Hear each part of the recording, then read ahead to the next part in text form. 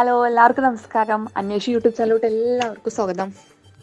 ഇന്ന് നമ്മൾ പോകാൻ പോകുന്നത് നെടുങ്കയം റെയിൻ ഫോറസ്റ്റ് കാണാൻ വേണ്ടിയിട്ടാണ്. നെടുങ്കയം എന്ന് വെച്ച് കഴിഞ്ഞാൽ ആഴമുള്ള ഇടം എന്നാണ് കേട്ടോ അർത്ഥം. മലപ്പുറം ജില്ലയിലെ ഒരു പ്രധാനപ്പെട്ട ഒരു വനപ്രദേശമാണ് ഈ നെടുങ്കയം എന്ന് പറയുന്നത്. കർളായി എന്ന കൊച്ചു ഗ്രാമത്തിലാണ് ഈ നെടുങ്കയം സ്ഥിതി ചെയ്യുന്നത്. ഇവിടെയാണ് ചോലനായ്ക്കർ എന്നറിയപ്പെടുന്ന ആദിവാസി വിഭാഗങ്ങൾ താമസിക്കുന്നത്.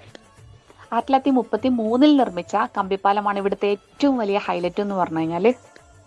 ചാലിയാറിന്റെ പോഷക നദിയാണ് കരിമ്പുഴ എന്ന് പറഞ്ഞു കഴിഞ്ഞാൽ. കരിമ്പുഴ ശരിക്കും ഒരു ചതിക്കുന്ന പുഴ എന്നാണ് ഇവിടുത്തെ ആളുകളൊക്കെ പറയണത്. അത് വേറൊന്നും കൊണ്ടല്ല, ഒരുപാട് അപകടങ്ങൾ ഇവിടെ പതിവായിട്ടുണ്ട്.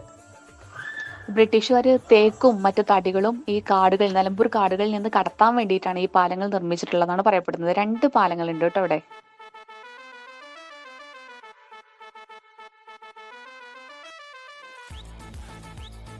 ഏറ്റവും അവസാനമായിട്ടുള്ള മരണം ഈ വർഷം തന്നെ 2024 ഫെബ്രുവരിയിലായിരുന്നു. 2 കുട്ടികൾ മരിക്കുന്നുണ്ടായിരുന്നു. ഇതാണ് അവസാനത്തെ അപകടമായിട്ട് കണക്കാക്കുന്നത്. ബ്രിട്ടീഷ് ഫോറസ്റ്റ് എഞ്ചിനീയർ ആയിട്ടുണ്ടായിരുന്ന ഡോർസൺ സാഹിബിന്റെ ശവകുടീരം ഇവിടെയാണ് സ്ഥിതി ചെയ്യുന്നത്.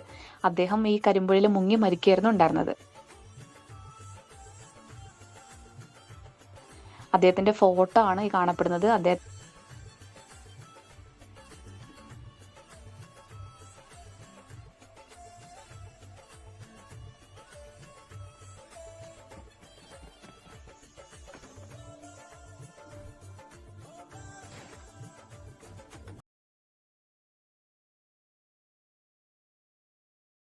അടക്കം ചെയ്ത സ്ഥലമാണ് ഇവിടെ കാണുന്നത്.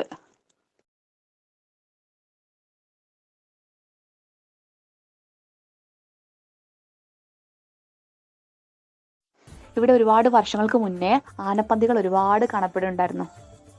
നീലഗിരി ബയോസ്ഫിയർ റിസർവിന്റെ ഭാഗമാണ് നെടുങ്കയം മഴക്കാടുകൾ. ഇവിടെ വരുന്ന ഏതൊരു കാഴ്ചക്കാരനും ഇവിടുത്തെ പച്ചപ്പും ശുദ്ധവായുവും അതുപോലെ തന്നെ തെളിഞ്ഞ പുഴ, മഴക്കാടുകൾ, സസ്യജന്തുജാലങ്ങൾ എല്ലാം കണ്ടിട്ട് ഇവിടെ നന്നായിട്ട് ആസ്വദിക്കാൻ എന്തായാലും പറ്റും. നല്ല ഭംഗിയുള്ള സമാധാനമായിട്ടുള്ള ഒരു അന്തരീക്ഷമാണ് ഇവിടെ ഉള്ളത്. നിലമ്പൂരിൽ നിന്ന് ഏകദേശം 18 കിലോമീറ്റർ ദൂരമാണ് ഇവിടേക്കുള്ളത്. ഇവിടുത്തെ മഴക്കാടുകളിൽ ആന, മുയൽ, മാൻ തുടങ്ങി ഒത്തിരി മൃഗങ്ങൾ വസിക്കുന്നുണ്ട്. നെടുങ്കയം കൂടി ഉൾപ്പെടുന്ന നിലമ്പൂരിനെയാണ് കേരളത്തിലെ 2ാമത്തെ എക്കോ ടൂറിസം മേഖലയായിട്ട് തെരഞ്ഞെടുത്തിട്ടുള്ളത്. കാണാക്കിനാവ്, 1921 പോലുള്ള ഒരുപാട് സിനിമകൾക്ക് വേദിയായിട്ടുള്ള ഒരു സ്ഥലം കൂടിയാണ് നെടുങ്കയം എന്ന് പറഞ്ഞു കഴിഞ്ഞാൽ. ഓക്കെ, വീഡിയോ ഇഷ്ടപ്പെട്ടിട്ടുണ്ടെങ്കിൽ എല്ലാവരും ലൈക്ക് ചെയ്യുക, സബ്സ്ക്രൈബ് ചെയ്യുക.